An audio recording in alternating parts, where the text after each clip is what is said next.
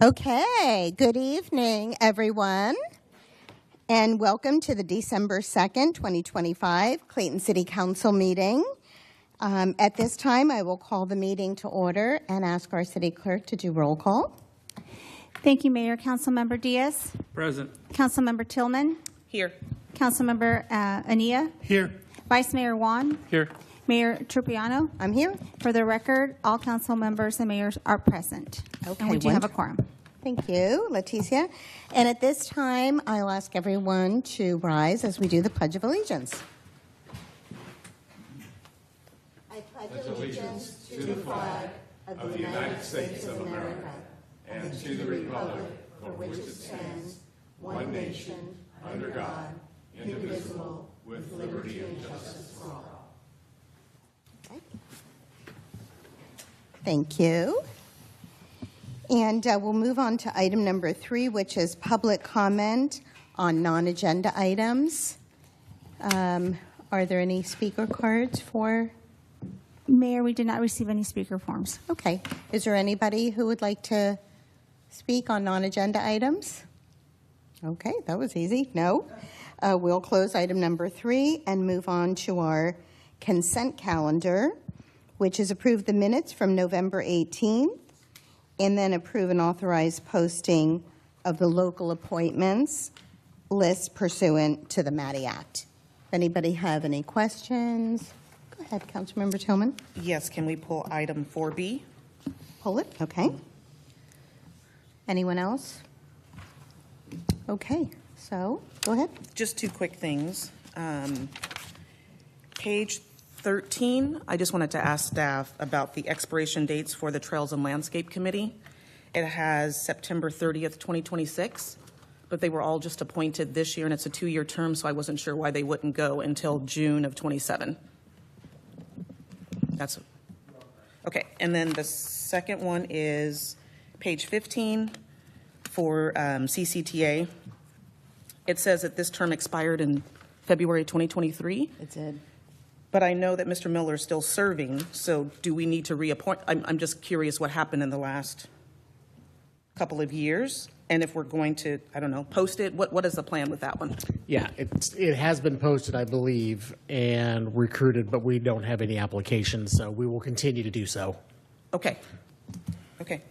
Perfect. Well, I know that he's still serving, so he's still going to the meetings, if that matters. Okay. Thank you. But he did not reapply. No. Okay. To my knowledge, he had communicated to the previous city clerk about his interest, and he was told that they were going to reopen the position for longer. So he had applied earlier this year, months ago. Maybe it was late last year. All right, we'll check Yeah. in with him and find out what the status is. Perfect. Thank you. That was it. Okay. Anyone else? All right. Then do I have a motion to accept the? They answered everything. He was asking if I got all my answers. I did. Yep. Anyone? What's that? Oh, public comment. Sorry. Public comment on our consent calendar items? Okay. I'll close public comment. Thank you. Move approval. I'll second. Okay. We have a first and a second. Councilmember Diaz. Yes. Councilmember Tillman. Aye. Councilmember Ania. Yes. Vice Mayor Juan. I think technically I have to abstain from 4A, but I'll vote yes on 4B since I wasn't here for 4A. So. Did you read the minutes, I though? did. Then that's constitutes correct? All right, fine. Yes. Mayor Trupiano. Yes. The ayes have it, and the motion passes with the vote of 5-0. Okay. Wonderful. And now our feature presentation. I am moving on to item 5A, which is a certificate for our unsung hero for the month of November. And this award goes well-deserved to the Clayton Theater Company. And I just, yay! Our own theater company. I love it. So for the month of November, we are honored to recognize Roxanne Pardee, the managing director of the Clayton Theater Company, as our unsung hero for the month. The Clayton Theater Company, or CTC, was founded in 2012 to bring the live theater experience to the greater Clayton community. They are a community-based nonprofit organization, and their mission is to entertain, educate, and enrich our community. An all-inclusive and diverse production company with non-traditional and colorblind casting, CTC produces a wide variety of plays and musicals. Through their summer stage program, they strive to instill a love of theater in local youth. A 2-week summer camp for children ages 7 to 14. Summer Stage introduces all aspects of singing, dancing, acting, and the many components of putting on a musical, and the camp culminates with a final musical performance. This, the Unsung Hero Award, is not their first award, if you thought it was. They have been honored to be a recipient of numerous Shelley Awards for Best Director, Best Actress, Best Choreographer, Best Lighting, and special contributions to the performing arts. Roxanne, as the managing director, well, a little bit of her background. Her husband's family moved from Pittsburgh to Clayton in 1960. She and her husband, Herc, and daughter, Megan, moved to Clayton in 1986. Roxanne taught music, drama, and dance at Pittsburgh High School, and there she met her business partner and friend, LaTanya Watts, CTC's artistic director. She was one of Roxanne's students at Pittsburgh High School and always said to reach out to her if Roxanne ever wanted to start a theater company. Cut to 15 years ago and starting the nonprofit paperwork, and today Clayton Theater Company is in its 14th season. Yay! So why did they choose Clayton? The only previous theater company existed back in the late 60s, early 70s, and they performed summer melodramas, but Roxanne wanted to bring live theater to Clayton, and so she did. It takes a village to run a theater company, and the CTC board, LaTanya Watts, the actors, tech crew, volunteers, her husband and family, plus the financial support from the City of Clayton and the Clayton Business and Community Association, CBCA. Recently, they sold out 7 of their 9 shows for Tootsie, and while it is a challenge to turn Endeavor Hall into a theater, and it is, they do it. If you have not seen a production at Endeavor Hall, you would be astounded by what they do in that space. Noises Off was astounding. Their dream is to build a 350-seat theater in Clayton someday, and we were talking about that last week. So anyone interested in helping them with their dream, visit their website at claytontheatercompany.com to learn more about them and upcoming productions. And we may hear about what's on schedule for the spring. I'm hoping Roxanne will share that with us. But it is now my honor to introduce Clayton's own Roxanne Party and the staff at CTC.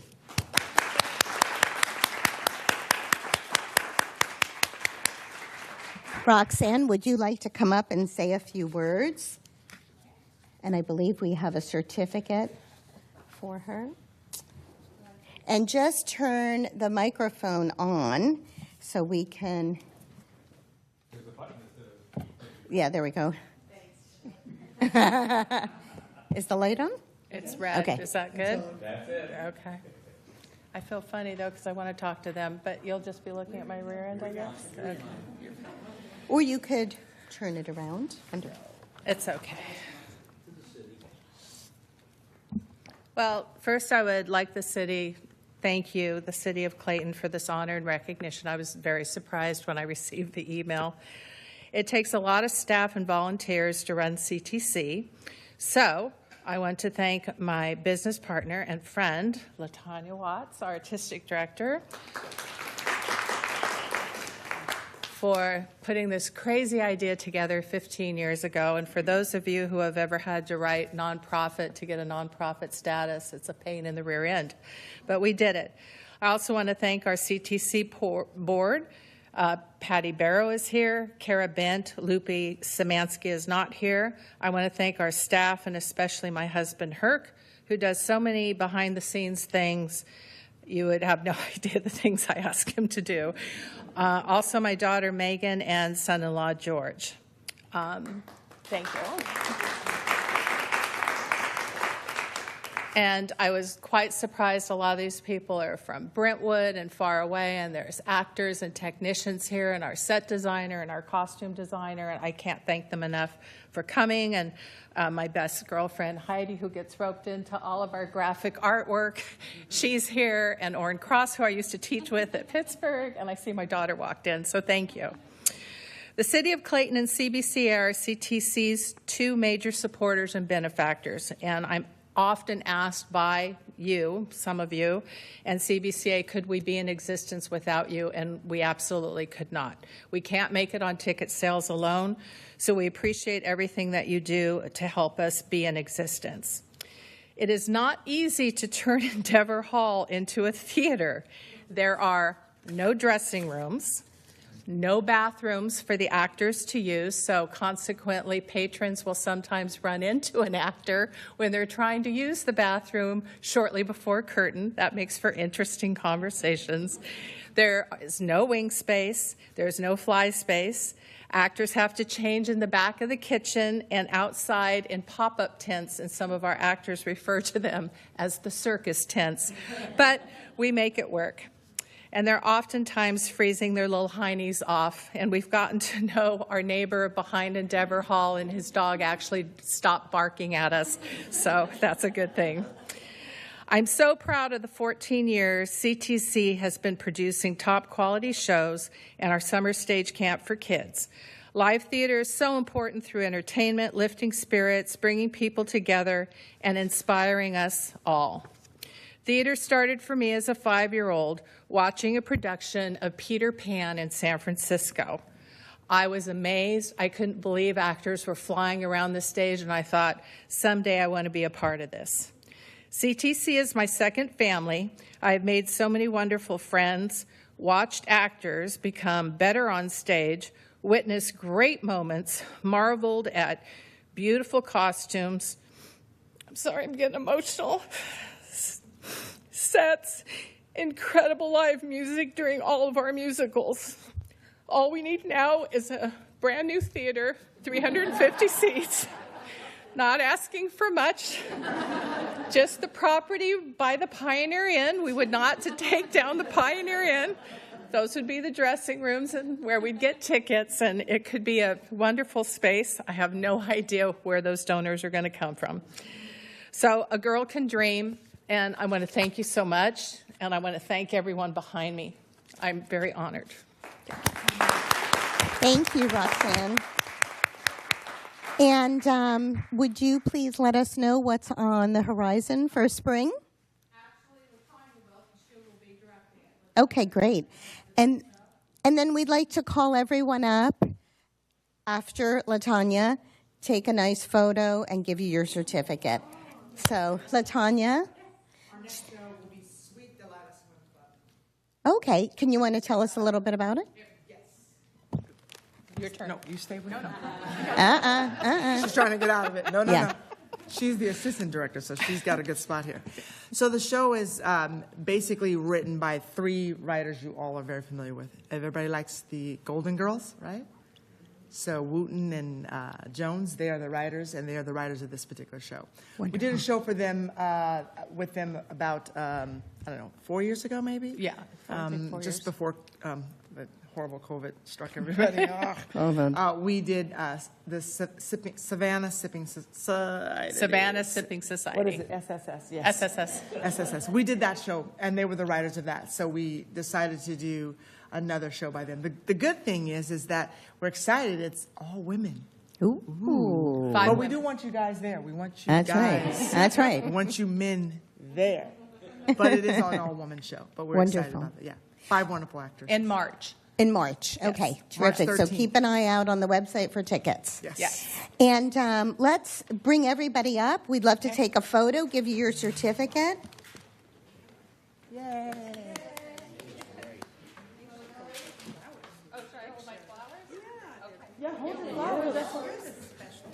She loves flowers. Quit ordering me around. Perfect. You and Megan, and I'll get somewhere after. Where are you getting? Mayor, where would you like us?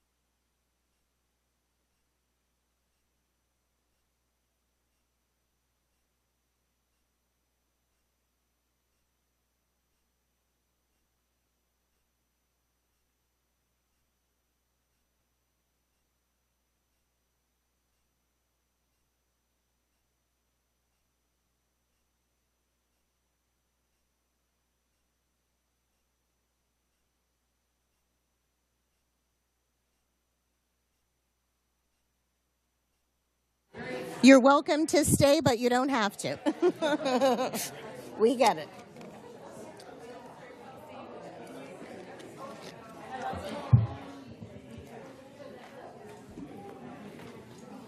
If I may. Roxanne. Oh, Roxanne. Roxanne, I don't one. know. I think I remember the first time from the CBC we brought the check to your house for the first inaugural season. That was it.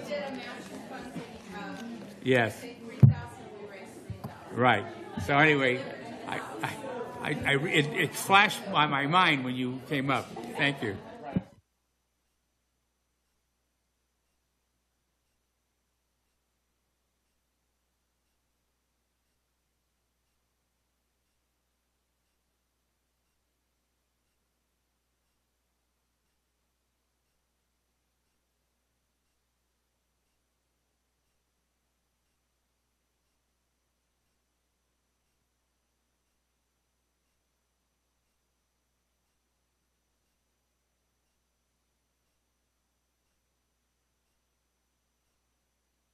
Okay.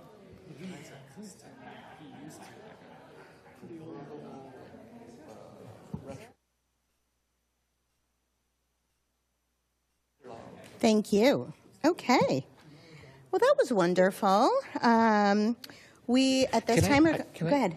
I forgot. I didn't say when they were here because they were all very happy, but multiple of my children have done the summer stage program.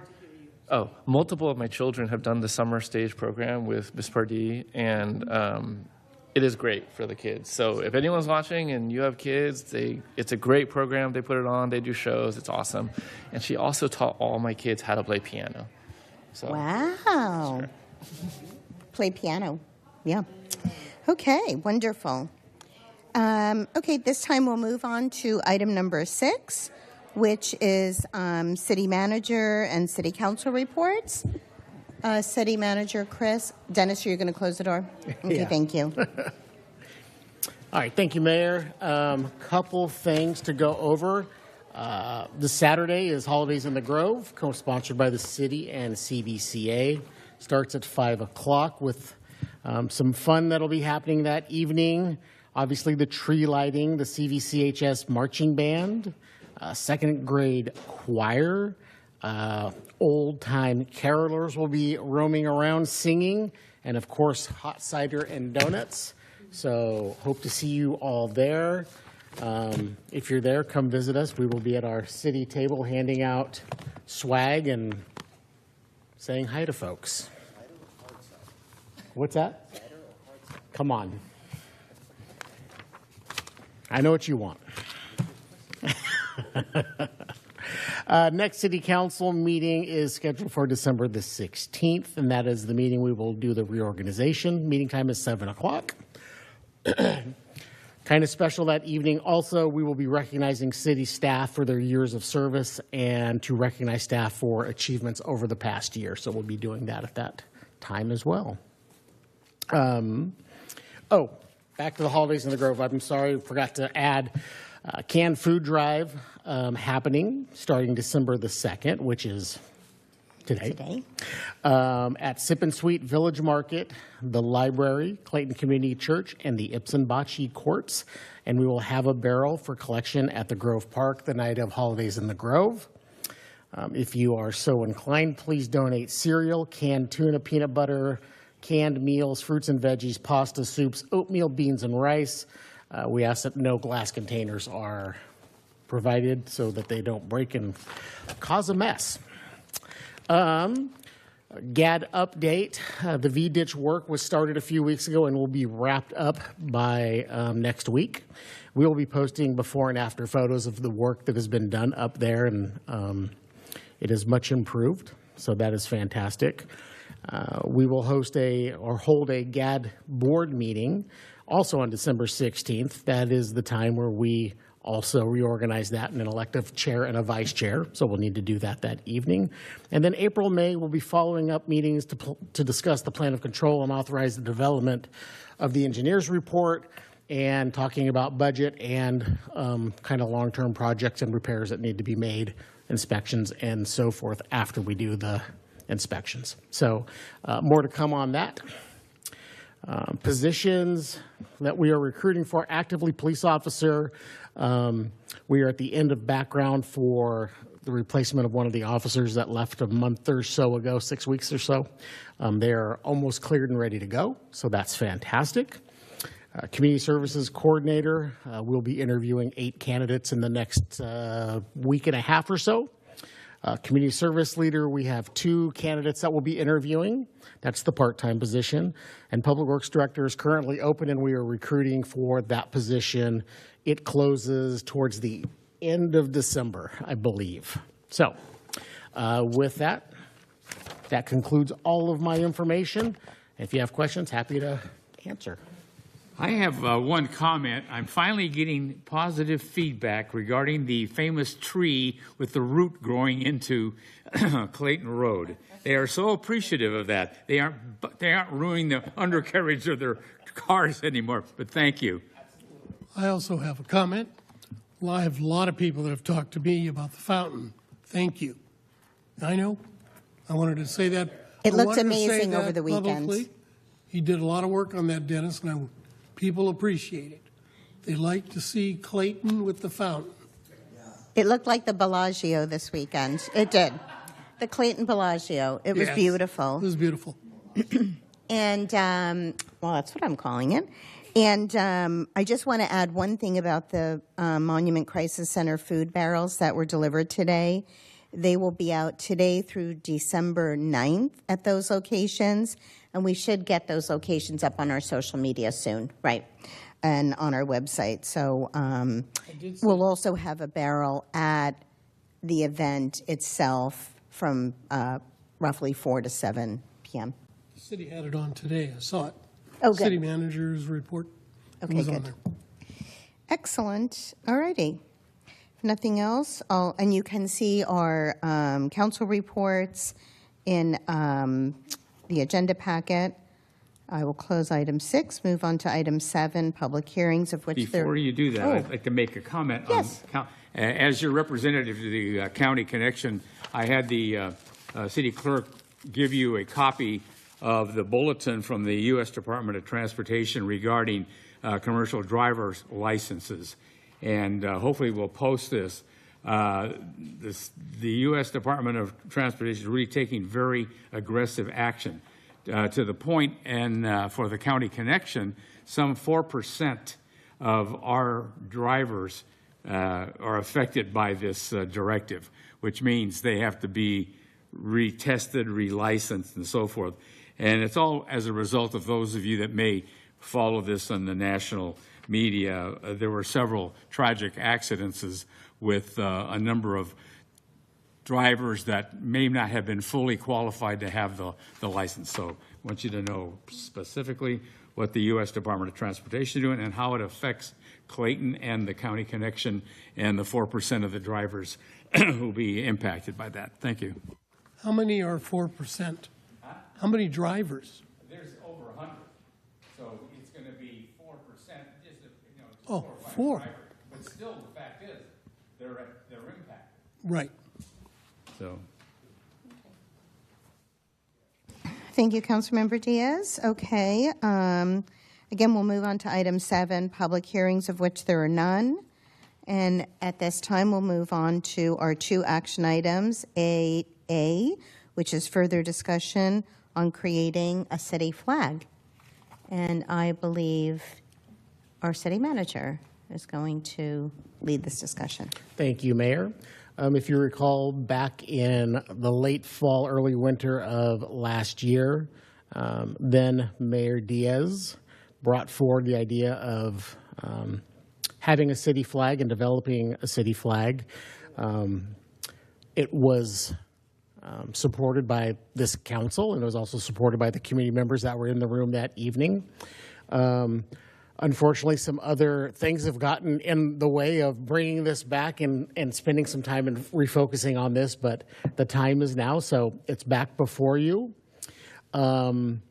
What we're looking for this evening is for council to have a discussion to make sure that we still want to go down this road, number one. Number two, what is the process for selecting a flag? What does that look like?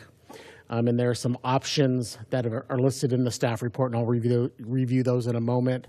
And if there's another option or a hybrid option, we can discuss that. And what we hope is that staff can walk away at the end of the evening with some direction on how to proceed with the flag. Also in your packet, there is some renderings of possible flags that also meet the flag organization's guidelines for city flags, which NAVE or yes, I didn't know was a thing until last year. So there are some renderings in there to take a look at, but the first question that we'll kind of address is this something we want to pursue? And I think the answer is probably yes, but I'll look for direction from the council. And then looking at the design options. Open design competition, inviting submissions from anyone, local artists, students, general public, offering design specs, deadlines, and then kind of what the process is from there to determine what the final flag would be. You could commission a professional artist and have professional artists submit their renderings for review. One of the approaches that isn't listed, if council was inclined to set up an ad hoc of members from the council, also including community members to participate, and then have a call for artists, kind of review those, bring those back to council. Council could decide on the final flag. You could do a public vote using Facebook or some other system to determine the number one desired flag concept, and then we would go into production and move forward in that way. The last thing that we would also like direction, it doesn't have to be tonight, but as a discussion point, what are we doing with the flag? Other than flying it on a flagpole, Are we making this into flags that are distributed, giveaways, things of that nature? Or is it something that we just want to keep as a symbol that we fly on our flagpoles and only our flagpoles? So with that, I will turn it over to the mayor for leading the discussion of how we want to move forward. Well, thank you, Chris. City Manager, appreciate that. Jim, I know you originally brought this to the council last year. There seemed to be a lot of enthusiasm from the council and the community. Is there anything you would like to add to this discussion? No, I think Chris did a pretty good job of outlining, in general, the process for doing this.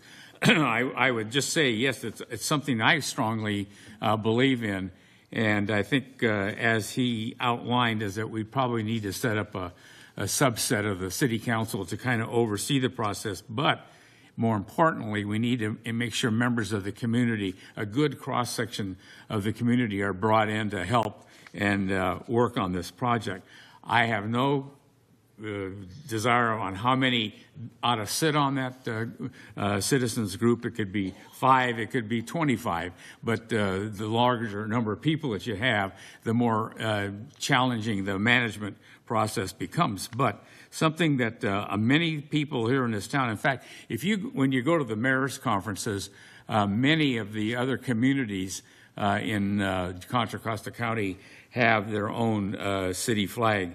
And I think we're only one of a handful that doesn't have a city flag. So it would be something that we could really proudly show and demonstrate. And when we host the mayor's conference, they can see the city of Clayton flag and how it came about.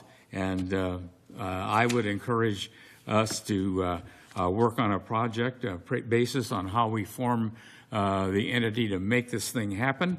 And as Chris also outlined, is that this is nothing we would do in a short term. This is something that's going to take some real thought and some planning. So it appears that the better framework will be for 2026 on that. But I strongly am in favor of moving forward. Thank you. Thank you, Councilmember Diaz. Anyone else? Any questions, any thoughts on the process? What makes the most sense moving forward? And when you, Chris, when you mentioned council, would that be an ad hoc committee that would be formed? It could be. It could be an ad hoc. It could be a mixed ad hoc with community members. Yeah, and as Councilmember Diaz mentioned, how many community members would you like to be participative of that panel? And I do agree. The more you get, the more difficult it is to herd the group. True.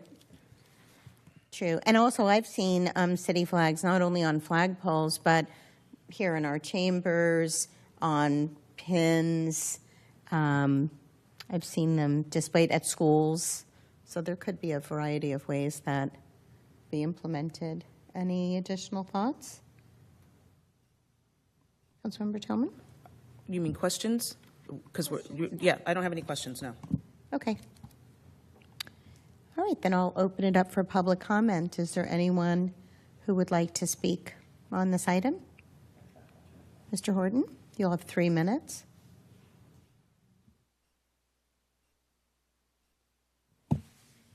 Actually, when Jim came up with the idea a little over a year ago, my wife and I thought, you know what, we've seen it in Pleasant Hill, we've seen Walnut Creek, we've seen all these different cities that have a flag, and Clayton has grown so much that we thought that is an excellent idea. So we've supported his idea from the beginning, and tonight, hearing all the different avenues of finally getting to that flag from the city manager, I just thought, wow, there is a lot behind it. And he did mention the possibility of somebody hired to come up with a flag, but this is for Clayton community. And I think that if we could get there's so many artists in this city, that if we could get residents of Clayton that would submit their idea for a flag, then this ad hoc committee you could have as little as one assembly member and 2 people making a final choice of 10 and then put it out to the public and then come up with something that way. But I'm glad to see it moving forward. That is very good and very encouraging. So thank you. Thank you. Anyone else? Public comment? Okay, then I'll bring it back to the council. You know, one of the things I was thinking about is we ought to open this up to our high schools. There's some good artists at the high school, to our students, and maybe even have a student or 2 on our committee that's involved in art that would volunteer. That would be kind of maybe the hybrid approach, right? Yes. Yes. Yep. And then, you know, I think we discussed this last year. Do you then post kind of the final designs on our Facebook page or our website and people vote and the winner, you know, gets it? I think it's a great community, literally a rally around the flag, right? The new Clayton flag. So, Councilmember Tillman, anything? I think last year I shared that I thought that it was not necessary to have a city flag. So even though the council voted to move it forward, and there were some people in the room who are in favor of it, I don't know that the community at large cares about a city flag. I can appreciate Councilmember Diaz wanting to do this, but I do question the intent, not from you necessarily, Councilmember, but why we're doing it. So the rationale of because other cities are doing it, let's have it. But I also think we need to make sure that we discuss, if we're going to do this, what that means for raising the autism awareness flag or the pride flag. What does that mean? Does that mean those don't get raised during those times? I think it's something for us to consider.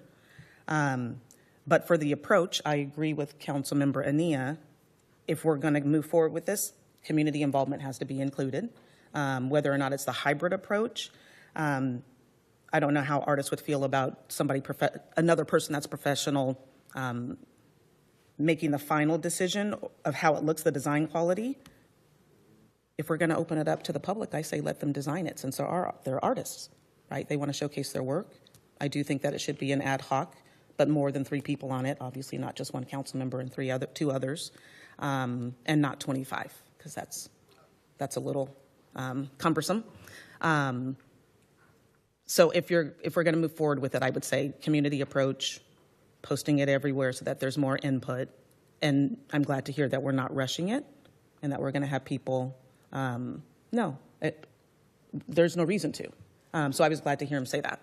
And having the students involved, especially since we know that the history of our logo is that a student created that in the 60s. I just think that it's great to have that continuity. So that's my 2 cents. Thank you. Go ahead, Vice Mayor Juan. So not 25, 50 then? Is that what you were saying? Okay. Too many, not too many. Okay, 50, got it. No. I think option A is kind of what you were describing, Councilmember Tillman. I think that sounds great. The details and particulars, I would say, if this is something that we're interested in, I would recommend that we form this ad hoc committee and let them work out the particulars of how the process could work, describe, design a process. We all, you guys can do the legwork, and then we come back and say, yeah, we like that process, and then you go execute the process, and then we go. I think that's probably a good way to proceed. So that would be, that'd be kind of neat. Hopefully, people are aware, and I'm sure we'll get pretty snazzy designs. So that's pretty cool. So yeah, that sounds neat, I think. Okay. And if I and actually, yeah, if you don't, like if what comes back is, for some reason, not to our liking, I guess, or not to the council's desire, then you could always keep going. So yeah. I think that's okay. Well, and I just wanted to add that Ted Kay who I know Councilmember Diaz knows quite well, when he presented to us last year, and I've been on that website, I think it's nave.org, or they provide assistance in the whole process at no charge. And they'll even help with, guidance if there's a committee. So I think that would be another resource for the ad hoc committee. Who would like to be on that committee? Are you in favor of the flag now that we've had this discussion? Of the 5 what? In the flag. Are you in favor of a city flag now that we've had this discussion? Sure, if it doesn't mean that the other flags that have been historically flown so far cannot be flown anymore, then yes, I'm in favor of it. Yeah. Okay. I don't think we're there yet on that topic. Process. Well, I would Forming an ad recommend, hoc? given that Councilmember Diaz advanced the idea, and given that this will take a long time, ish, I would say that if you... No, like, I'm I would interested in recommend- doing it, and again, I want to reiterate, this is not a short-term project. This is going to take some time, and I thought a good idea, as Councilmember Nia mentioned, bringing in the high school and some of the talent that is resident at that high school could be instrumental, very valuable to help. Yeah, no, I think that's great. So I'd recommend yourself and Councilmember Ania, if they are willing to serve. I think that'd be great. It'd be a nice project to work on. Oh, is that a maybe? He or- doesn't look real supportive. I don't know. You don't look too happy about. I think it'd be great. Well, I'll be on it. Okay. I think the mayor Microphone. might be interested because she'll be relieved a lot of duties next year, so. Yeah, I mean, it's up to you. Yeah. Yes, you can be on there. I prefer it. I'm willing to work Okay, with you on good, that. Okay. good. So that will be our ad hoc, fine. That will be our ad hoc committee then, Councilmember Diaz and myself. Sounds good to me. And Mayor, just to clarify, is the ad hoc is there going to be other members of the public, or is it just going to be you two who will? And I'm trying to figure out the scope and. I would suggest that we go take somewhat baby steps, Right. and say, start with this, and then have the committee come back with their recommendation Yeah. on how the overall process should work. Okay. Yeah. And then we can evaluate as a council and say, like, if they come back and say, we really want 400 members, Right. we'll have some feedback. I think, quite frankly. But I think that's the best way. Right. It'll be incremental. Right. Very good, because this is going to be a very thoughtful process, I believe. And I think we need to make sure we bring in members of the community and the high school, which I think is an excellent idea. I hadn't even considered that when we first started talking about this, but that's a great idea. It needs to be manageable, and we'll have some guidance from some professionals, and I think it'll produce a product that we can all be very pleased with in the long term. Thank you. May I add just one more thing? I would just offer that you have a lot of students who live in Clayton who go to other high schools, so maybe open it to high school students, not a certain high school only. Would just be the only thing I'd add. But that's for y'all to Okay. consider. Yeah. And we'll make that public announcement when we get to that stage. Okay. Super. Yeah. Okay. So we'll come back at a future meeting with a process that we're recommending. Okay. Wonderful. Do we need a motion? We need a vote to create the ad hoc Okay, committee. great. For the two of you for. Then I will move, as Vice Mayor Juan has suggested, is that there be a two-person subcommittee ad hoc of the council consisting of the current mayor and myself, and that we will move forward with some recommendations and a schedule and other things that go with that for 2026. I second that. Okay.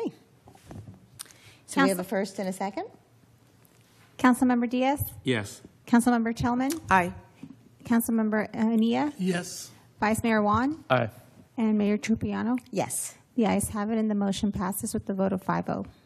Okay, wonderful.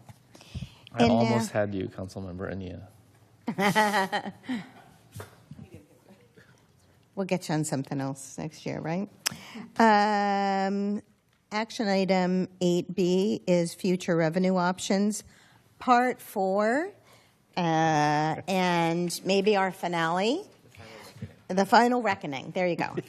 Landscape maintenance district discussion, general fund revenue options, recommendations, and next steps. And I believe, Dennis, this is you. It is. Take it away.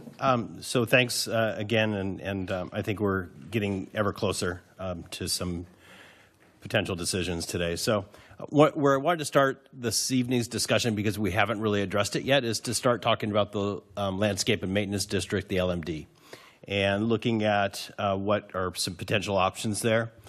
You've seen a similar version of this chart for the general fund.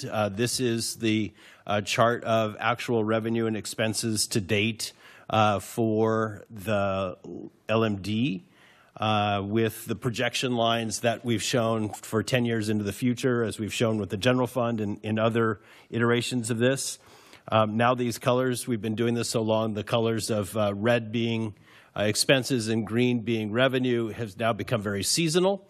And so it'll be a big part of the Saturday holiday in the park event, right? So this chart pretty simply just kind of lays out a general approximation of what we can expect in terms of revenue growth and expenditure growth over the next 10 years, looking out to 2036. One of the things I've said in the general fund discussion, I'll mention again here in terms of the LMD, you see the bump in a couple of bumps there in 2020 and 2022 of additional expenditures. That does have some distorting effect on the future projections, and I just want to recognize that that projection line for the actual expenditures may be somewhat exaggerated as a result of those little upticks in the spending that came back to a more standard level. A couple pieces about the district and kind of where it sits at this point. Revenues and expenditures for the current fiscal year are balanced at a little over $1.4 million. The most important thing we want to stress this evening is that the tax itself is sunsetting in June, on June 30th of 2027, per the terms in Measure H that the voters approved, unless that tax collection is extended beyond that. And that's the part that is the subject of discussion about a ballot measure that would potentially be needed for 2026 in order to extend that tax past that June 30th, 2027 deadline. Came up with some general options, and so as just a starting point of a discussion around the landscape and maintenance district. Sorry. One of the options is to maintain the district's purpose and then set a new year one base for collection in 27, 28. That would be based on adding the 26, 27 CPI. And what this would effectively do is it would just keep that trend line going for the revenue growth on the same path it is. We have a CPI that's added each year. Depends on what it is. This year was 1.7%. Prior year was 3.8. Critical to note, though, that increase, if it exceeds 3%, it's capped at 3. So that's an important thing to keep in mind. So that first option would basically continue the pattern we've been on for the last several years. That's option one. Option two would be to add a one-time 5 or 10% increase. And I'm going to have a chart on the next slide to kind of demonstrate what that would look like. But right now, most residents are paying around $300 on their tax bill for the LMD. A 10% cut would be $30 one time, and then the CPI would kick in the subsequent years to go forward. That would generate about $123,000 extra dollars district-wide if we were to put something like that into place. 127, sorry, I said the wrong number, 127. So that would be net new revenue, and that would grow with the CPI going forward. So that one-time bump, and it could be 5%, it could be 10%, it could be 6.72, whatever you want. You pick a number. The The other discussion then, in terms of either one of the other options, are really some of the other ways in which the district functions. At the time when the voters would be able to consider approval, there could be other changes made to the way in which the LMD is operated, the way in which it's governed, a number of things. So some things I just brainstormed, not suggesting that these are necessary, needed, or helpful, but do we want to change the renewal frequency from 10 years to something greater or something smaller? That's one option you could consider in this for the ballot in 2026. Do you want to change the fiscal oversight structure? We have an 11-member Trails and Landscape Committee now that oversees it. I've heard, some goal setting today around having committees of 400 people, so maybe perhaps we'll do that, and we can see how that works. But maybe we want to go a little smaller, in other words, to be able to improve that, the way in which the governance occurs. And then, another possible change could be to, just change the base rate itself, whatever that might be, to some other number, and then how that might affect things. So I put these out there for discussion purposes. We've just started, looking at the LMD, and I thought these might be just helpful ways to think that part through. I mentioned a moment ago that what would it look like? Yes. Yeah. Oh, I'm sorry. Yeah, I have a question. Sure. So the timing on this, if it sunsets in 27, we obviously have to back up to there. What's the target date we would have to have in order to be prepared to meet that? So we would want to be on the ballot in November of 26. Okay. And the reason you could have a special election, not discounting that, but we would have to pay for it the full price of that instead of only paying a portion of the bill on the 26 ballot. So that. Okay. And you mentioned the size of the Trails and Landscape Committee, which I think maybe needs to be addressed. Is this legislation tied to the number of members that are on the committee? So go ahead. Oh, sorry. It's written into the ordinance. Oh, it is. Okay. It is. I didn't realize that. Yes. Okay. Yeah. Thank you. All right. Thank you. Thank you. I didn't know who was reaching for their microphone. Sorry. Good. So this is a chart kind of detailing what that either a 5% bump or a 10% bump would mean to individual taxpayers, and also shows what that would represent more or less at the district level as well.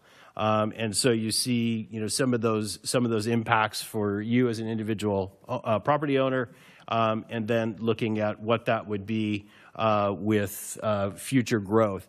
I added a 2% CPI for sake of argument as a way to kind of demonstrate what that number becomes in the out years. So you see if there were to be a one-time 10% bump, so from currently 300-ish to 330-ish, then with that one-time bump and then adding the CPI of 2% each year, you gets to about $1.75 million by the out year. So a bit of a growth. So that's something to consider. Dennis, may I ask you a quick question? Yes. So you say individual property owners, but there are commercial businesses that also Correct. pay. And you realize they are charged the same rate as the residential property owners. Right. It's based on, is it like one per business? I don't know what the standard is. It's the same rate that they're charged by parcel. So it's Except for Oakhurst Country Club, which is different. Yeah. Yeah, because there's a number of parcels. Okay. Yeah. Thank you. correct. One further follow-up from me. So you're talking also about considering extending the life of the new LMD? So that is another part of the ordinance. Yeah. Is how long before you might sunset it again, and that could be changed at this point with voter approval, and it could be you could even make it in perpetuity. You could make it last 20 years. You could make it last 10. You could make it last 5. You could make it last 2. It's really it would be up to the council in considering what does the community want. Okay, to that point, what other vehicles like this, what have they done? If they have a similar thing, do they do it in perpetuity? Really? There are some that do it in perpetuity. And Okay. Now, because I'm trying to figure out in my mind how we bring it to the voters of the community and how best to position it. Okay. Thank you. I think that's why we want to have the discussion starting tonight around the LMD, recognizing we're on that same timeline as we are with any other potential revenue option that we've presented over the last couple months. So, all right. Talking now about the general fund, I'm just showing these slides real quickly because we've seen them before, but these have those aspirational goals kind of priced together, and what those show. The revenue gap is we have historically listed at about $700,000. That still is the case for 27. We haven't balanced that budget yet. We do still have today that gap. We hope to balance that later on in the spring.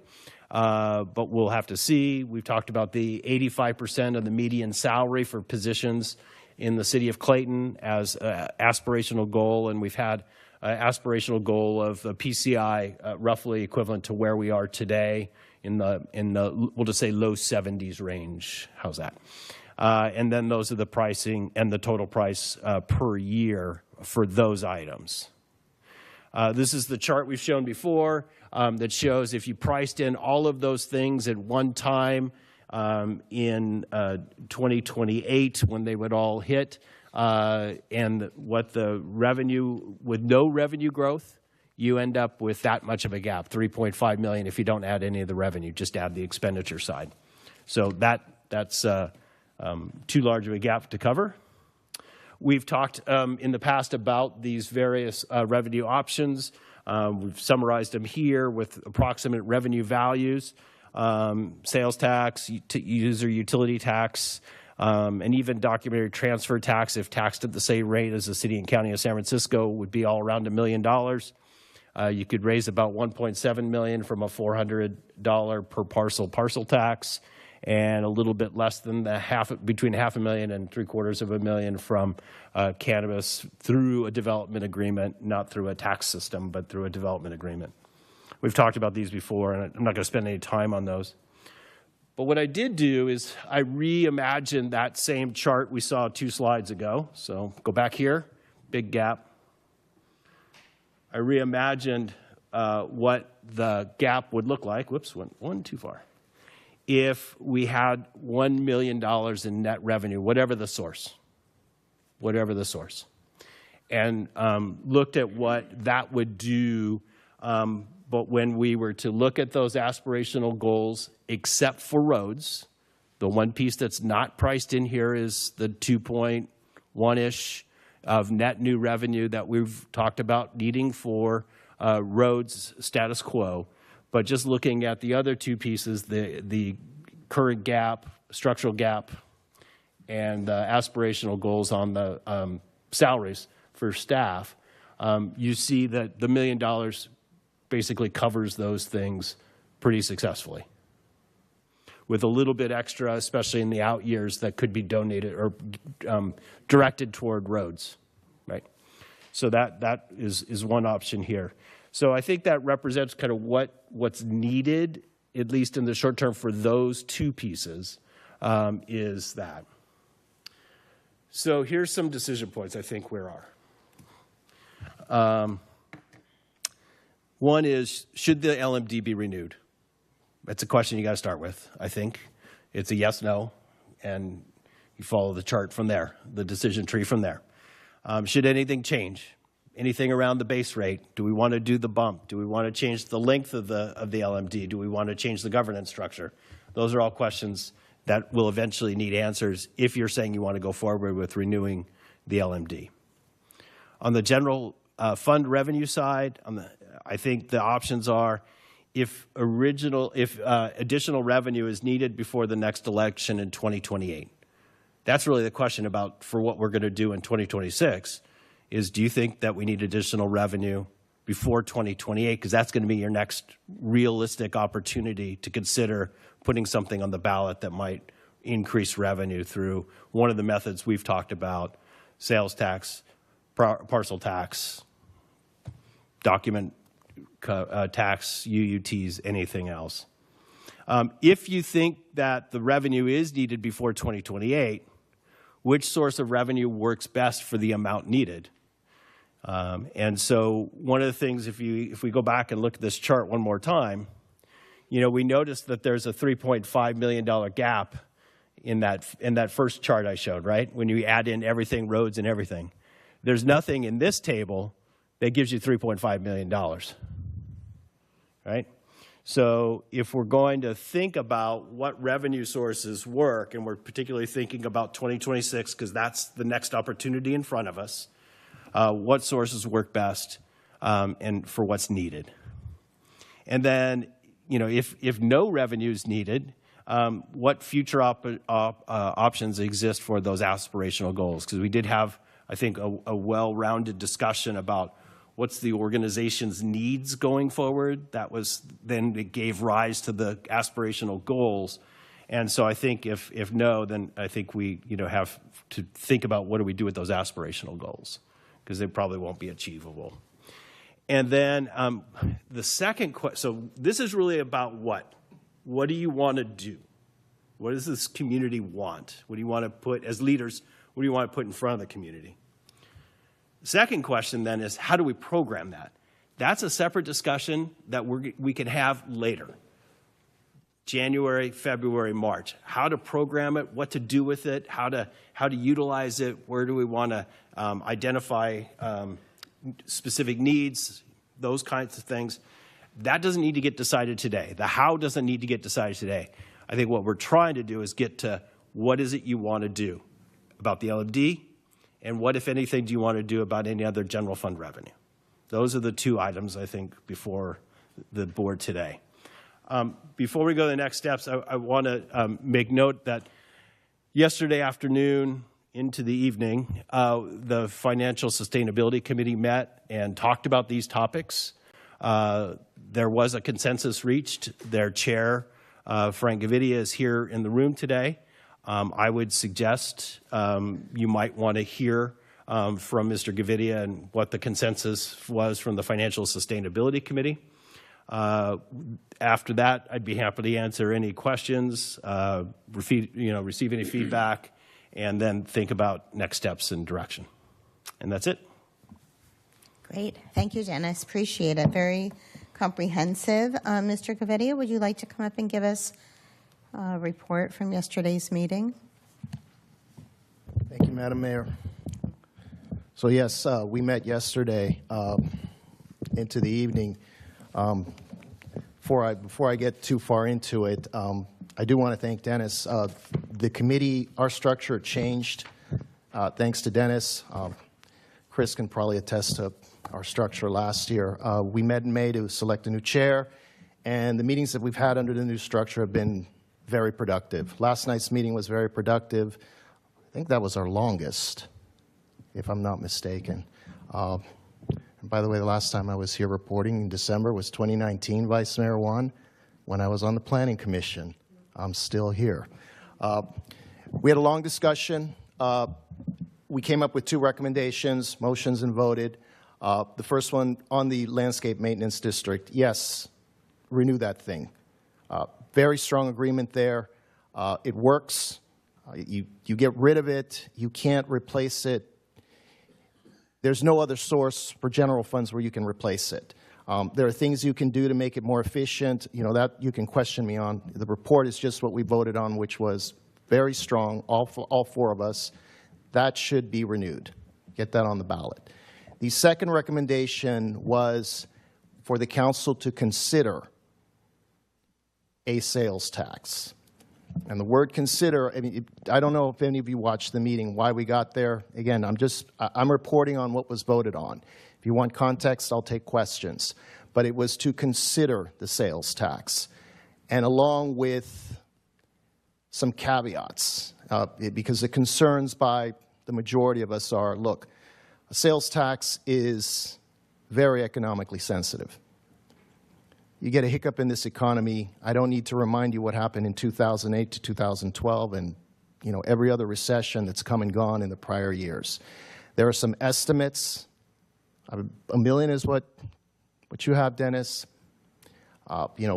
someone who's one of the committee members who's been in government for a long time, has concerns about it. Myself, look, you guys all know what I do for a living.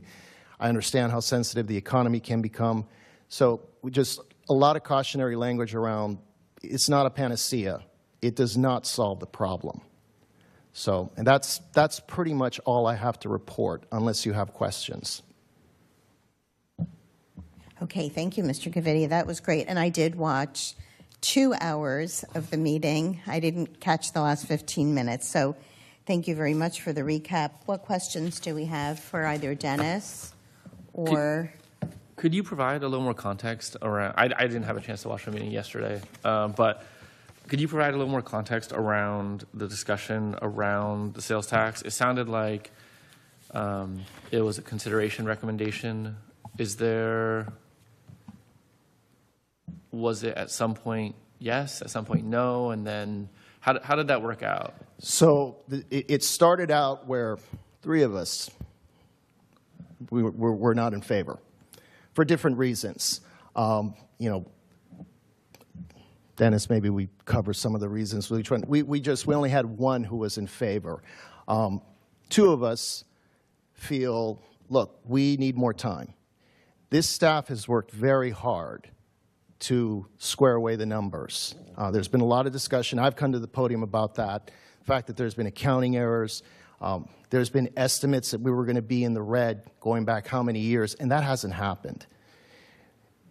One committee member is just not comfortable with the data yet. We're getting there. And we have time. That's where 2 of us are, where we have time. We have a reserve. Let's figure out what the real need is with the roads, and let's come up with a grander plan to deal with that. There was discussion around using debt at some point for the roads. Other cities have done it. It's responsible. It's a way to get the cost fixed. But not just, we're going to do this and somehow the problem is solved.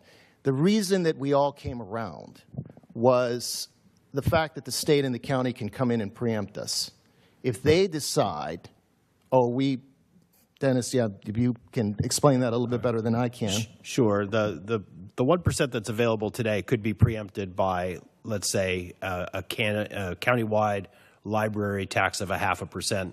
That would then limit the city of Clayton to only the other remaining 0.5% of the 1%. So this preemption issue on the availability of the full 1% is one of the issues that was discussed last night. Has that ever happened before? Yes, in other jurisdictions. So just for context, is this a whoever comes in first kind of situation? So if there's available room within the state cap of 1% right now, today, if the city were to move forward with 1% and then the state comes back and levies, or the county, the voters levy an additional tax, does it reduce the amount? They could not reduce the city's portion once it's approved by the voters. The city has the right. So there could. So what could happen for the city, not a recommended strategy here, but the city could actually ask for a legislative fix to extend the cap for something that we would want to do. So let's say that library thing or some other countywide tax. Well, yeah, but you're talking about the situation where we would have already been preempted. I'm saying yes. I'm saying, I'm aware that they can make exceptions to the caps, but it would work the other way. Yeah, barring that, if we are the first mover, what then happens going forward? We would have that tax within our jurisdiction, and the county library tax would the hypothetical county library tax would not be in effect. They would need the special legislation for it to take effect here. So in a city, okay, so let's go with that for a second. So then if you have 2 cities, us and some other city, let's say the residents approve some sales tax that pushes us to the limit.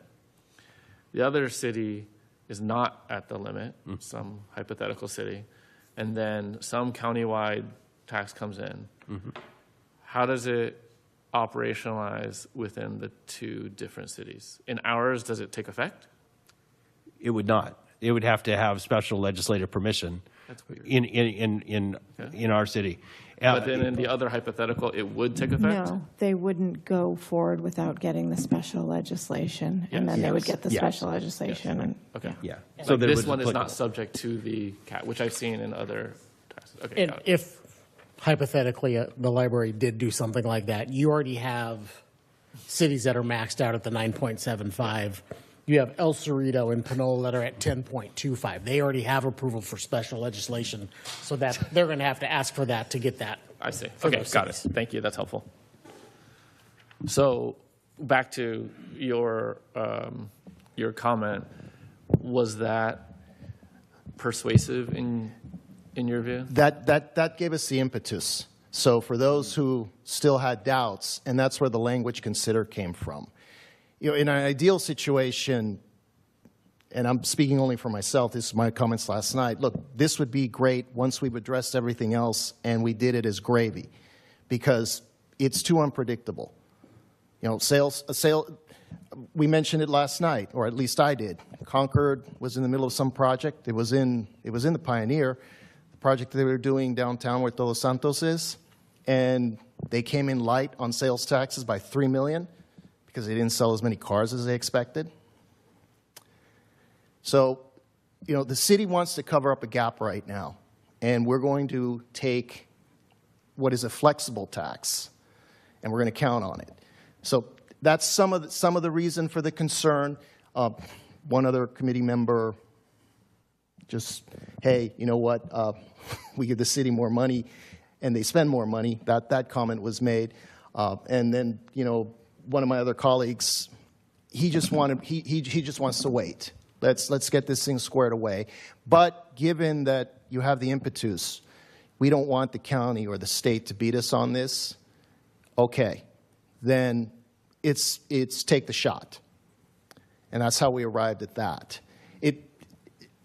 I think the hesitation is it doesn't really solve the problem. You know, it'd be great if for the next 10 years it comes in at what's projected, and if you think about what kept Clayton out of trouble from 2008 to 2012, it's that we don't rely on sales tax. We rely on other forms of taxation to bring in revenue. So, Well, I just want to add, though, it doesn't solve the entire problem. Correct. But it does provide some cushioning, right? it provides, I mean, that was in the even if discussion, it it's provides revenue. 600,000, Yeah. and it's not the million, or maybe it would be more than $1 million. We don't really know, but it would provide just a little bit of stabilization. From the standpoint that we get some income, yeah. And because of the impetus that we don't want the state to get in front of us, okay, it makes sense to consider it. You know, remember, it's you guys who will have to come back to the public later on.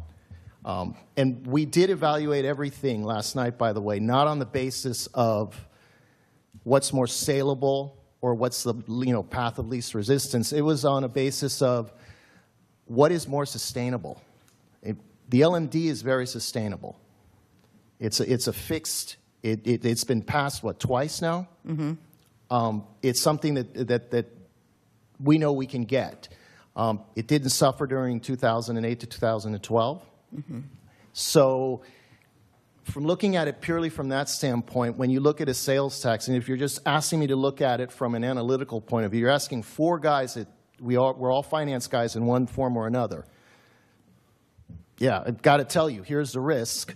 You know, is it the panacea? You know, if we could do this, if we could solve it all now, or if we could go another 2 years and solve it and then have something more sustainable, that would be preferable. But you've got this issue that the state and the county can come in and preempt us. Well, given the history of the state and county, you know, just look at what they did to redevelopment funds. Yeah. And we do we have the lowest sales tax rate in the county at 8.75? Yes. Let's talk. We're tied with a few others. We're tied with a few others. Okay, so we're kind of, okay. Any other questions? Yeah, in fact, to that point, you go to Clayton Station, you pay, I'm on. It's not on. He is. Oh, I can't see the light. Here, you want to use my hearing aids? No. Anyway, if you buy in Clayton Station, you're paying a lower rate. You go right across Clayton Road and to the other shopping center, and all of a sudden you're there with a higher tax rate because Concord already has that in place. So just, so people understand, they go from one shopping center to the other, they're going to pay more or they're going to pay less if they can get the same item in the two areas. But back to the question I have is, do we know, is there any intelligence out there that the county and the state is actively considering something at this point? Okay, so you got that. Okay. All right. The other thing is, too, the sales tax is absorbed by beyond residents of Clayton, right? So anybody who shops at our Safeway or eats in our restaurants. But it is discretionary spending. Right. Okay. One of the things, I don't know if we want to talk about the LMD, and by the way, I think that this committee, the Financial Sustainability Committee, has pretty much met their charter. They formed, we had credentialed individuals in the financial community, and they've come back with at least 2 recommendations. And that's what personally, that's what I was looking for. Right. And now I'm hearing directly from the chair, and I think the leadership that you brought met the goal. Agreed. Right. Councilmember Tillman? Yeah, I just had a question. I didn't have a chance to watch it either. What did the committee think about a parcel tax versus a sales? I know you said you guys went through all of them, but what was the rationale for not going that route? The discussion started, we started with the LMD, right? We started with that. And then all the other taxes, I think we had a discussion about not taking anything off the table towards the end. There was some back and forth over the cannabis thing.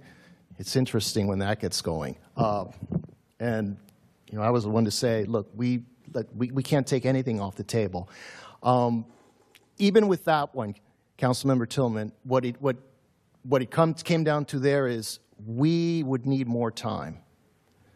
And we have time. There's money in the reserve. And if we went down that route, if we had, for one of the committee members, it's he wants more data. For myself, it's let's come up with a number that we really need if we're going to do the roads. Let's figure out, are we going to finance it? How are we going to pay for it? I've got a number now, and now I have to figure out how am I going to raise the revenue. Well, we do have those numbers, right? So I think what we've received from the city engineer is kind of an average number of what it would cost to spend based on average road conditions. I think the discussion last night was a little bit more about a more comprehensive, if you will, kind of a CIP type plan that would have much more project-specific information that would be developed that would then be able to identify how to combine some other tax revenue, parcel tax, something else that's more in that range, and how that combines with our HUDA dollars, our RMRA dollars, and some of the other funding that we've got out there. And I think that was where the committee was thinking that takes a little bit more time, and if something like the sales tax buys you that little bit of time to be more comprehensive and thoughtful about the project plan, then perhaps that's the kind of thing that voters might want to support down the line. And then the question becomes, how do we program some of the reserve dollars that we have to meet some of the more immediate needs that we do have on the roads, kind of to bridge over to that. So that was, I think, Chair, that was... It was along those lines. Is that if we're going to go down that route, well, then let's wait the 2 years. We use some reserves to cover, whatever it is, and then we have something more comprehensive. Really, the committee member who was least in favor of the sales tax because of the impetus of the county or the state possibly stepping in, And he reluctantly voted yes. I mean, the fact that we had a consensus was a big deal. And when you, from that standpoint, yes, consider, and we use the word consider. Obviously, the five of you you're gonna do what's best, right? But the reason we chose the word consider was just so that you all would have an understanding that, look, you understand that there's risk with this. Okay, it may bring in a lot of revenue year 1, year 2. You get a hiccup in year 3. And if we've made spending commitments with those dollars, well, as Dennis can attest, where he's worked in the past, all of a sudden you're making cuts. So that's the origin of that. For me personally, I would have loved to have been working on that situation knowing that everything else is in order, and not because I've got to worry that the state or the county are going to come and take away my opportunity to go after that revenue. And that's how we got there. Okay. The other thing is, too, our roads, we have identified our needs for 2026. We have a budget of $2.4 million for 2026. So while we know we need to do something with the roads, we need to be comfortable with a certain PCI level, we don't have to decide that tonight, unless, Correct. we want to make that part of the discussion. And Madam Mayor, if I might chime in on that, part of our discussion last night, we didn't vote on it because it wasn't a requirement, but I think what one committee member said was, the aspirational things, get rid of them. For now, don't even talk about them. That's what he said. You guys can watch the meeting so you can see, and look, these are smart guys. Let's focus on what needs to be done. I posed a question to staff, how many complaints are you really getting about the roads? From some of you, I've asked, how many complaints are you getting about the roads? There was an MTC report that came out. I saw it last week, and the score was higher than the score we presently have. And that was interesting. And then there were scores from everyone else. So that's how we got to where we got to. But there was a lot of discussion. And you got 4 guys here that in one way or another, we work with finance. And the fact that we had an agreement is a big deal. On the LMD, I failed to mention, yes, his idea too, which is the kicker. That's the language we use, right, Dennis? Bump kicker. Yeah, bump kick. Yeah. I think it's typically called a riser. A riser. No. You're resetting the base. Yeah. Oh, that. Yeah. He called it a kicker. A recast. Yeah. A kicker, and then CPI, standard CPI. Correct. Don't, all the other weird indices that are out there, don't use them. Just use CPI, and then the 3% cap. We did touch on the length. That came up in conversation, but we didn't vote on. And 10 years, because people can see 10 years. That's what at least one of the committee members said. It'd be great perpetuity, so you don't have to deal with this ever again. But that's up to you guys. But at least from us, did we kind of 10 years? That was kind of the consensus, Dennis? Yeah. They said if it ain't broke, don't fix it. Yeah. Can I mention one thing about the PCI? So I saw that report from MTC that just came out, and it was interesting because the delta between what the 2024 year was that MTC assessed versus what we assessed with the consultants that we engaged, our indication was 73, their indication was 76. I know it doesn't sound like a lot, but given the movement over time typically is like 1 point per year, I think to have a drop from the reported value of 77 in 23 down to 73, down to 73 in 24 seems significant. But given the MTC data, I think it is less significant than we had discussed prior. So, the urgency around the roads, if it's not actually having the same level of deterioration that was indicated, I think is reduced. So that's just my comment overall. And I did look back at the history of MTC, all the MTC reports, because those are all available. You can look them up. I mean, the degradation over time is typically 1 to 2 points per year. So that seemed normal, but then Not 3 to 4. Yeah, but then seeing the 3 to 4, I think is abnormal. Now, that doesn't mean it's wrong.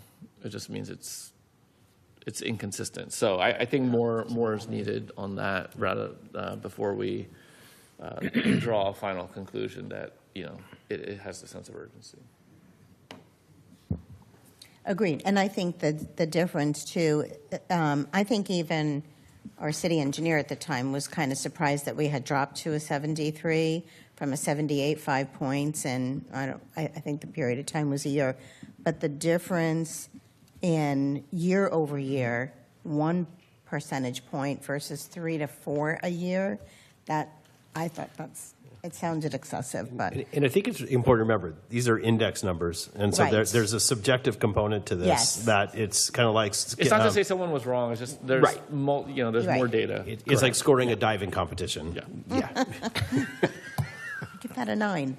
Okay. take a What 9. other questions? Any other questions I don't have any, before I open it for public comment? Frank, but I do have some questions, some comments I wanted to make. Okay. One final point. You don't have to stand.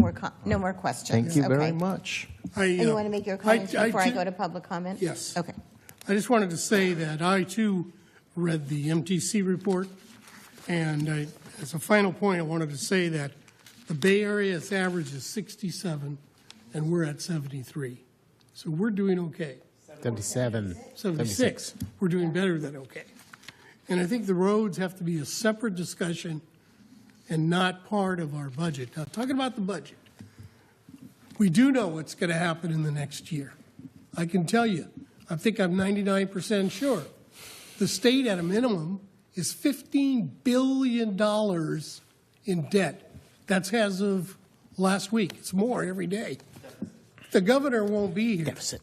It'll be a new governor. It might even be a new legislature, still be a big majority.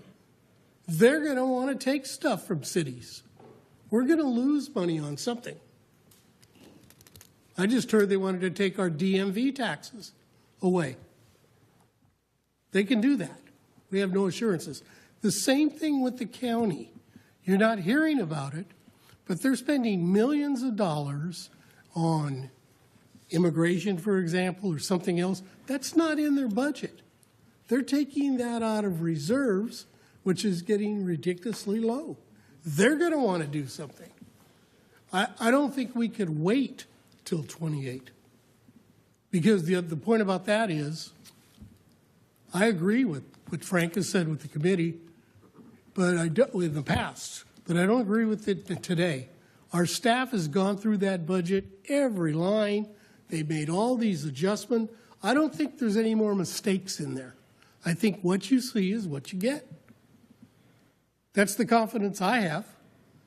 And I believe these numbers. I believe them.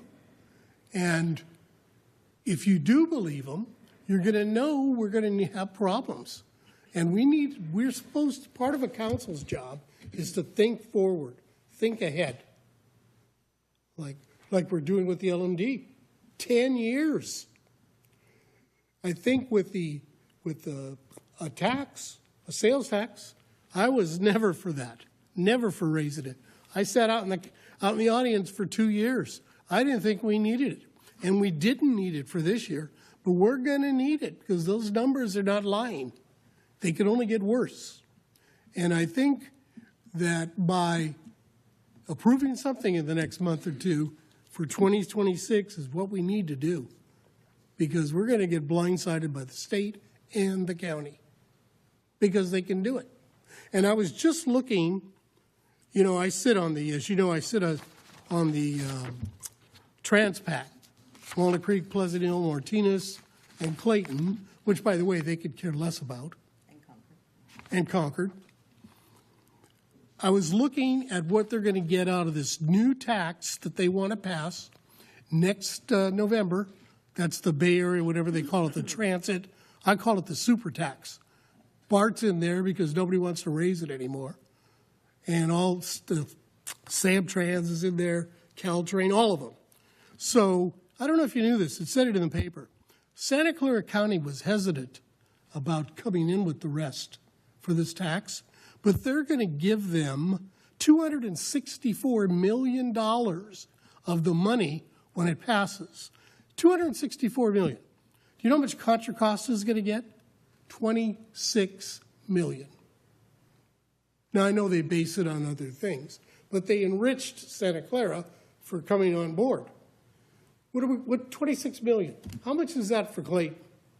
I'm thinking another 2 million or less. They have to divide it by population. Less? 2 out of 26? Probably not. You figuring what? Zeros. Yeah. Well, it's not going to be the 2 million anymore. I can see that coming. You know, I can see it coming. So we have stuff coming in the future, and it's better to get ahead than be in the hole. Now, we have revenue reserves. We have reserves, and we can spend some of those reserves, and we might have to. But I think we need to bolster up our general fund, and that's, I appreciate the committee, but I think the thinking used to be that we don't know where our money is, the city. That attitude has changed in this town. They know where their money is. I haven't had one person tell me that that there's issues with the city as far as money. There isn't. I haven't heard one. And I'm out all the time. I used to hear it. Used to hear it all the time. Don't hear it anymore. And that's thanks to our staff for giving us finally where we are and where every penny is. That's it. I'm done. Thank you, Councilmember. Can I ask one? Oh, Go ahead, you're on. so Vice I'm Mayor going Hahn. to switch gears a little bit, but we're still on the materials. So the LMD, one thing that I wanted to call out, like, I love these projection graphs with the dotted and the hashes and all that. However, I would say the LMD graph, in my view, I think it isn't the best portrayal on the out years. And the reason being, unlike the general fund, within the LMD, we're not going to go in deficit. So when you don't have the money in the LMD, you don't spend the money.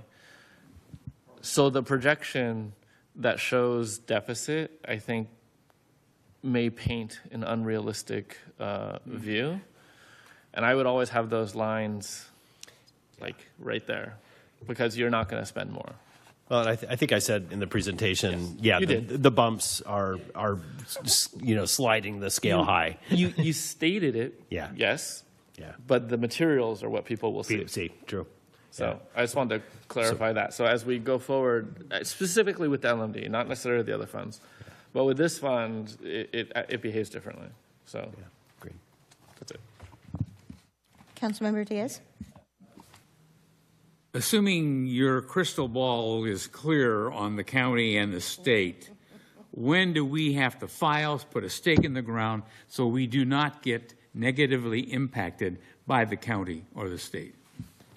We need to be at the ballot box November 2026, which means starting in the next couple of months of building what that program looks like to make it happen.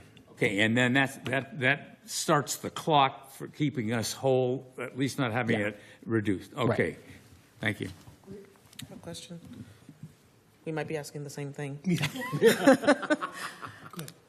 What if the county or the state come on the November 26th ballot? What does that do then for us? We have a knife fight. Awesome. No, really, what happens? I know where they work. Mala? No, is it when you file? Is it when you? She's gonna. What if we both come in November 2026 on the ballot? The county, we have a 1% cushion right now. So if we say we want to do a 1% sales tax and they come with whatever percent they want, what happens if both of those are on the ballot? Does it reduce ours if that one ends up passing at the same time? I don't know. We'd have to look into it. Okay. Yeah. Or does it depend on when we file officially. I doubt it would. It doesn't? I doubt it would. I mean, they would both pass at the same time in theory, so we'd have to look into that. Who supersedes who? Right. I would like you to look into that, because if it does, well, because if, it may be that if you file first, she's going to look into it. Well, their She's saying language, filing doesn't matter. It's not about the filing, it's about basically the law that states who supersedes who in that situation. their language, from in past, not necessarily future, but in past, has typically stated something like this revenue measure is not subject to, and they named the limit, I forget, it starts with a B, is not subject to or exempt from this limit. So if you pass at the same time, they would almost certainly have that language in there to prevent the mismatch. Ours obviously wouldn't, because I don't think we have the power to do that as a city. So, then you'd have to see how the interplay between the two function. I think we need to look that up. I mean, I think just so we're all clear, we set the expectation What if we correctly. do it in June? We have to pay for it, right? Yeah, and it's funny, there's another city in California who's going through this same process. Okay. And they are in fear that the county is going to do something. And so they're going to pay the extra money to go to the ballot in June to supersede the county's election in November. So who pays for that? The city has Then to? we we do. do. We do. We have to pay it. Correct. Okay. Mr. Gavidia? Back speaking as committee chair, this came up in discussion last night.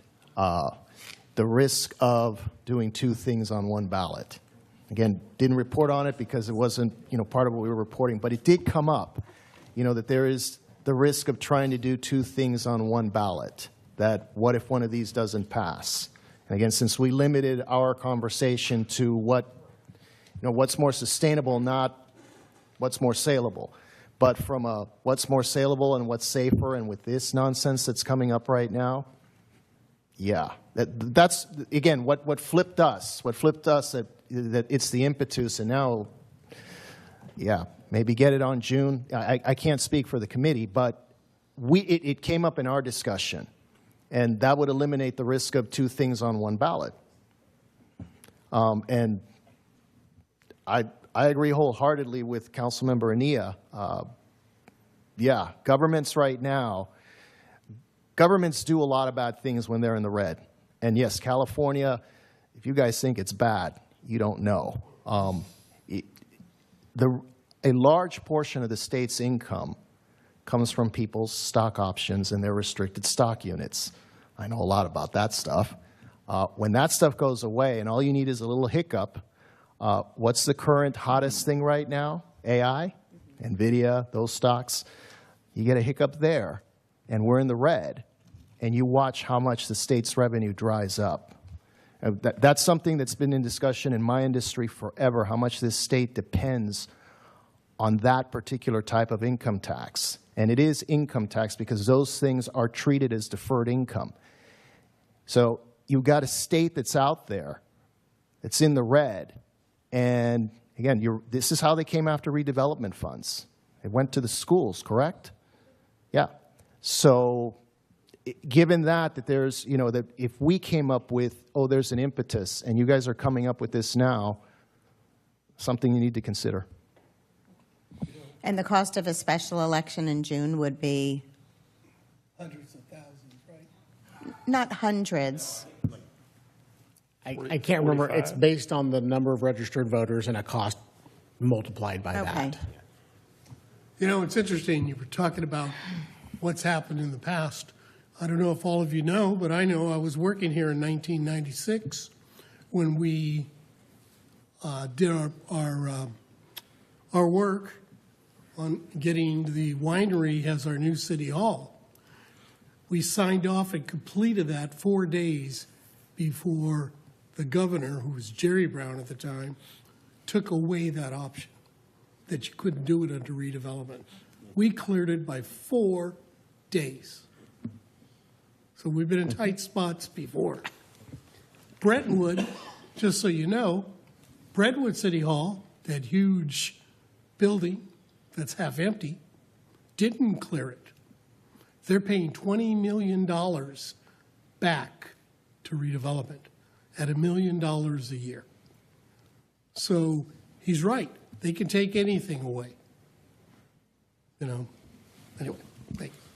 If I could, just a Yes. couple of points. As Mr. Gavidia said, you know, with the sales tax, there is fluctuation.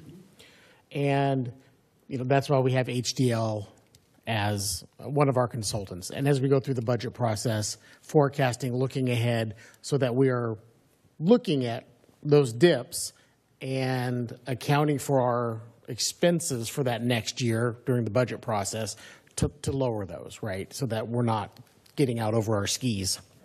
I think the other thing, it's kind of been danced around. There's two concepts here. It's one bite at the apple or a couple of bites at the apple to get what the city needs to be sustainable long term. And that's a council decision, you know, taking care of the LMD and a sales tax at this point, down the road, a special parcel tax just for roads and sidewalks. Those are options, right? So those are things, and that gives you the time that financial sustainability came up with building that plan. What does that number really look like? Like a true number of what we want to do for the next X years. We need this much money to do this much road work. You have a hard, fast kind of number. And that does take time to put together and some cost. We've talked about a little bit reserves, and that is always a possibility for major projects or whatever the council deems necessary to spend that money on. But there's also, in those reserves, in that UBS account, you're accruing interest annually. You can program that. So let's say your flat number invested is $12 million and you're making X in interest. You can program X and you're not touching that baseline reserve, so that money can be programmed into whatever you deem necessary. So there is some 480,000. some in the back of the napkin math, it could, yeah. So how you can look at that other revenue, or it remains, if you don't need it, you leave it in the UBS account and it keeps growing for whatever projects the council deems worthy of it. That's a very interesting insight on that. We cannot lose sight of that. That it does, you know, replenish itself in essence. Yeah, no, I think that's an excellent thought. Thank you. Okay. Should we open it up for public comment at this time? Ms. Kindorf, you'll have 3 minutes. Thank you. Good evening, everyone. LMD, I think it's something we cannot let sunset. People are used to paying that. It's not something that's going to shock people and they go, oh, I have to come up with this much more. I don't know if it would be raised somewhat, but it's something that people are already expecting, so that would not be a problem. Even with the LMD, we're not, you know, able to do everything that probably should be done. So we need to, you know, expect, or it would be nice to get things done that need to be done. And I know the Trails and Landscape Committee has a number of people I know on it have been frustrated. They're really ready to do things. They had a report, I understand, that sort of got brushed off to the side.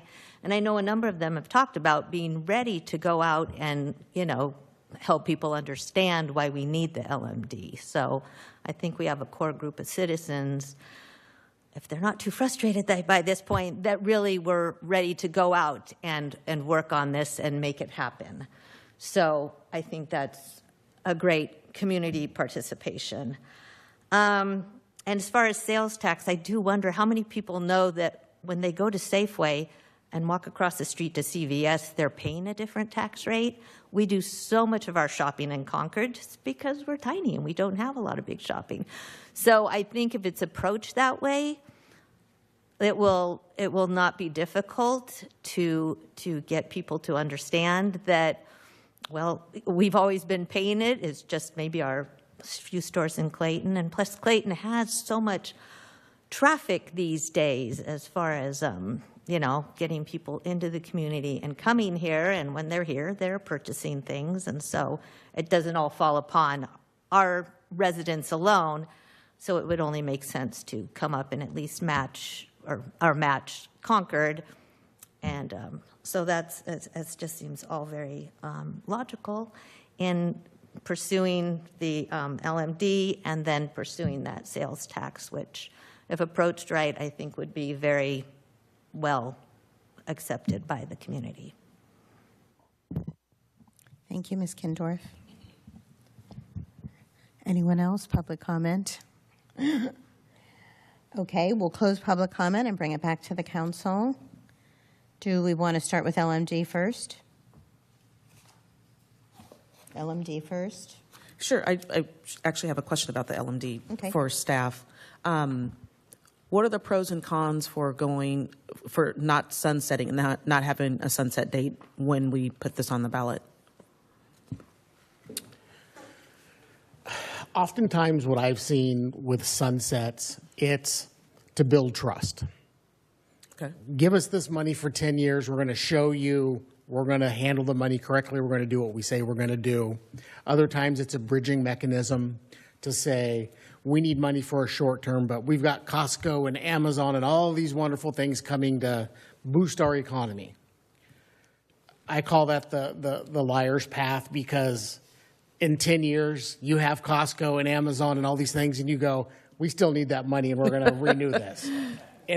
I've seen it numerous times. For this, I would kind of go back to council and say, has the city proven with the LMD and those funds that we're spending them in the correct manner, doing the work that needs to be done, so on and so forth. The risk you take here is, in perpetuity, do you lose some of that trust and do you get skepticism around that decision point? The great part about it is, once you establish it in perpetuity and the CPI, it just keeps moving along. The other benefit for a sunset is, like we're talking about tonight, having a new base set. So adding 10% at the start of this 10-year term, so you can do a kind of a market adjustment. So every 10 years you can really look at it and go, the CPI hasn't helped us enough and we need more money to do more work. You can reset that base number over the next term. So there's a few different ways to look at it. And if you go to the ballot and they approve in perpetuity, you can't come back to them again to do it. Thank you. Yep. Thank you. Okay. Any other I comments? have some very basic comments regarding the LMD, because it was expressed here tonight that there is some frustration with the LMD. And when I recall, when I was the liaison, I mean, what impact do they really have? So I don't know if this is a good time to maybe trim up the organization and bring it more focus and really look at what their responsibility is and what impact can they have on the district.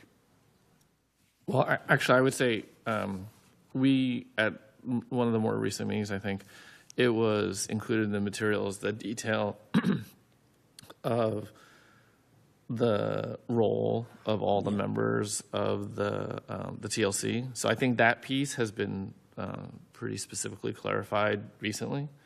And I don't know if they've had, I think they may have had one meeting since that point. So, so to your question, I think they're all aware now of what the role is. So, would we need to go over the terms of the ordinance tonight? Tonight is just kind of the funding decision of how we move forward. Then we'll come back with sunset. Can we go over the terms of the ordinance? Not tonight. Well, not tonight, though. Oh. How late do you want to be here? Right.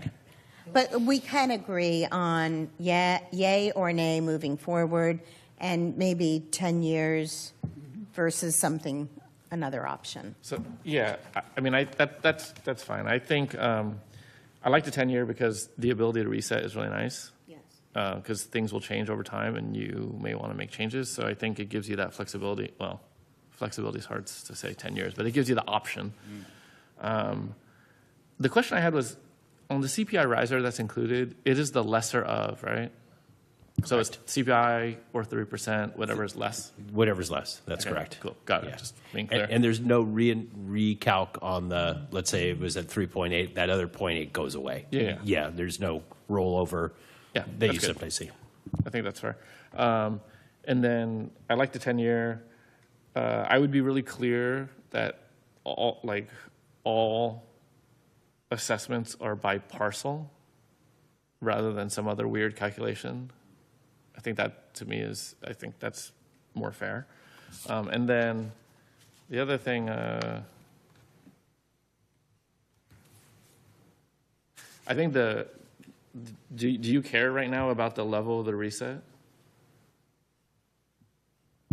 We Or don't do need you that want for to- we do don't you need want that for guidance tonight. on whether or not we want a reset? I think that's a future discussion, yes. Yeah, if you want it tonight, I mean, that helps, yeah. What's that? I'm sorry, we don't need it tonight, but it's up to you if you want to have that discussion or not. I mean, I think the reset's a good idea, so. I also think the reset's a good time. I was going to say, Councilmember Tillman, yeah. Thank you, Mayor. I just want to clarify something that Councilmember Diaz had asked, and then to speak about what the Vice Mayor just mentioned. The TLC had training with staff. I think the issue with their frustration is the staff turnover and the inconsistency on the messaging that they were trying to get to us, which is that we shouldn't have waited until the 2026, which I shared with this council several times. We shouldn't be waiting until then because that'd be the last absolute time we can go to the residents. They kept asking for this, but if you have staff turnover, you can't get things on the, not on the agenda. You can't get them on the ballot. So their frustration, they knew what their role was, but if you don't have staff and you don't have meetings, they couldn't fulfill their purpose. That's what their frustration was. Yeah. They learned what the packet that we gave them at the last meeting, they got at their very first meeting with Laura Hoffmeister, who was then overseeing them. So they got all of that same material in 2022, just to clarify. Councilmember Ania. I was going to say I like the reset, and I also like the 10 years, because this will be the third 10-year renewal. I think it's third year. Fourth? Now we could rent a car and stuff. Yeah. But anyway, I do like that, and especially if we make sure that our trails are well maintained between now and vote time. Now and what? Voting time. Before the Voting election. time. Before the election. Because I've heard complaints about them over the year, and I know why, but that'll be cleared up. And it's getting cleared up. Well, and also, I do think between now and November, maybe sooner rather than later, we need to prove to the community that the money they've already given us and are giving us is being put to good use and is being used for, longstanding deferred maintenance. I think we can talk about the how next year, right? But I'm all for renewing the LMD in a 10-year. I think also 10 years kind of keeps us on our toes too, that it's not, it's in perpetuity, we're getting this money forever and ever and ever, beyond even the reset, that we know that the voters are paying attention and they're giving us their money in trust, that we're going to do what we say we're going to do with their money. Okay, I was going to concur. The only other twist I would throw in there is because there are residents, and it's because of what the ASD mentioned about trust and losing that, and whether or not we fulfilled what our residents think we should be doing with the LMD. There were several residents who said that they would go out and go fight against it because they don't feel like the money was being used the way that it should have been, et cetera. Work wasn't getting done. Everything you guys just said is if we should consider a shorter period of time to really put in the work, like you're saying, and making sure that we can prove it I hate the extra work of having to think about this again and going back to them sooner. But I do wonder if that's more palatable for residents who already don't trust the LMD. Just something to consider. I don't want to do 5 years, but I'm just wondering if that is a smarter thing to get it to pass with the bump, the riser, the increase. Again, I listened to the Financial Sustainability Committee. It was the consensus was kind of, if it ain't broke, don't fix it. Oh. Stick with the 10, stick with the, renewing it. And what about the number of TLC committee members? Do we want to address that tonight? No. Well, I was No. asking. Yeah. Yeah. We don't that's need the- to address that tonight. Because that's Okay. part of the ordinance. It's not on the agenda. Okay. Okay, so do we need a motion on each of these things? LMD and then revenue option? Okay. So does anybody want to make a motion on renewing the LMD? I mean, Yeah, I think we're just giving direction. I don't think you need a motion. we don't need a motion? Oh, No. I thought you were I think saying you heard yes, from we all need of a us, motion. so Okay, you have your. okay. So direction is yes on LMD, 10 years, and you'll come back with specifics? Okay. You want to do anything on the other one? And then And, revenue options, I do think. The other piece Yeah. was the bump. Do we have consensus for the bump? Yes. Yes. Sure, yes. Okay. Yep. I think that's wise. And then on the revenue options, what are our feelings about, when we've kind of narrowed down the list already? Move forward with the sales tax. What's that? Again? I would move forward with the Sales tax. Given our discussion, given the recommendation, I would agree. and. At the given rate of comments. 1%? Yeah. What's that? Do we At the need a rate of motion on this? 1%? 1%. Okay. 1%. Direction, Are we okay. all It in should be the agreement full on that? one, yes. One is the max, right? Okay. Then that. Max. But, You will still have to vote on the ballot stuff later. yeah, Right. okay. And again, we're going to talk about the how, probably in January, like, do we need a consultant, how to educate the community, how to, marketing materials, cost, blah, blah, blah, blah, blah. Not marketing, informational. There'll be no marketing materials. Not paid for by the city. Correct. Yeah, correct. And the city won't be discussing those materials. Right. Those will be private. Okay. Yeah. There won't And be a that, discussion. that'll be part of January, and I'll work with Mala on what we can do and what we can't do, so we have the Right. roadmap to keep us out of Trouble. trouble. Trouble Yes. with Mala. We don't want, we don't Mala has want a trouble private with prison. Mala. And is tonight, if we decided we wanted to go the cannabis route too, would you have to know that tonight, or can we tell you later? No. So cannabis, kind of the way that we're looking at the cannabis piece is if there's an interested party with an available parcel to develop in, That's right. we'll have those conversations, figure out what that looks like, bring that information back to you, and have that discussion. If you want to move forward, then we go through the hearing process to remove the cannabis retail ban and kind of move forward from there. Okay. Okay. And that's a development agreement. That would be a development Okay. agreement. So what you're The- saying is you're entertaining all offers. Yes, yes. And without going too deep into it, if cannabis was a thing, and I think the number we shared was, the low number was $500,000 annually from a developer's agreement, but with a 1% sales tax, that's based on a $10 million retail business.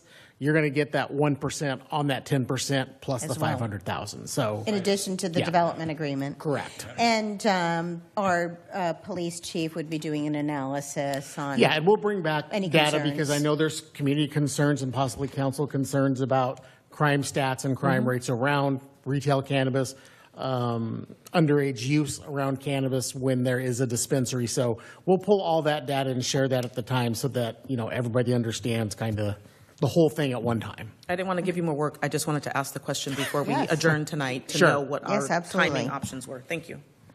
Okay. Any other discussion? You don't need anything else from us? All right. It is 8:59, and I will adjourn this meeting.